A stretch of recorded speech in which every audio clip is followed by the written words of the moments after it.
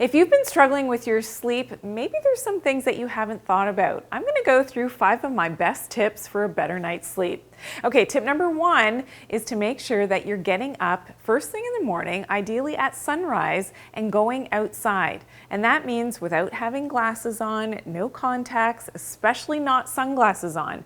And the reason for this is that you want that light signal from that natural sunlight to come into your eyes and on your skin as well. So exposing as much skin as you can to that natural light is going to make a big difference in starting to set up your circadian biology, your circadian rhythms. We have a clock mechanism in our brain, in all of our cells, in our organ systems that is tuned into the light and dark cycle of the day, and that sunrise is what turns on those clocks in the right coordination with your environment to help to actually start to make that melatonin and release that melatonin for sleep later that same night. So it's really important to get that proper signaling starting at the beginning of the day.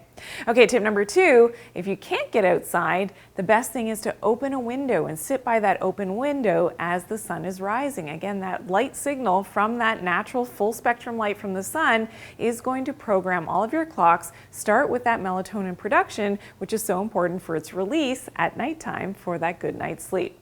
Okay, tip number 3 is to get on a regular sleep schedule. So whatever that means for you is going to be different for everyone, but as close to the light and dark cycle of the day is going to make the biggest impact on getting that restful night's sleep. And really getting into that deep sleep is important so that when you wake up in the morning, you actually feel like you had that good night's sleep and you feel really well rested and you've got that energy for the day.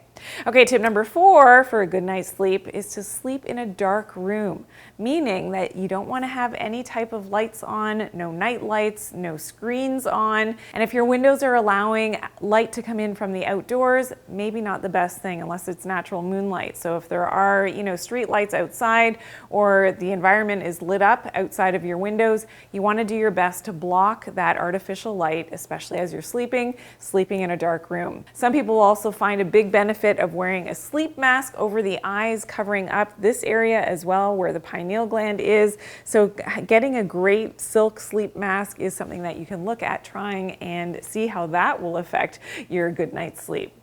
And tip number 5 is to sleep in a cool room. So between 65 and 68 degrees Fahrenheit or 18 to 20 degrees Celsius, this is the temperature that you're aiming for to have that cool environment for that sleep. This is really important, again, for your clock mechanisms, for cooling down your brain, so making sure that the brain cools down. This is good for your hormonal secretion as well as your detox pathways. You want to sleep in that cool room. You may have experienced this before. If you've ever slept in a cold environment, did you have that really good sound sleep? It is something that you can maybe start to manage in your own environment as you are sleeping, cooling down that temperature. Now, these were just 5 tips. I do share more tips in my book, so make sure you check it out, The Lost Medicine. And I do have also another video that I want you to check out. So please check out this video, How to Increase Melatonin and Sleep Better. More tips there.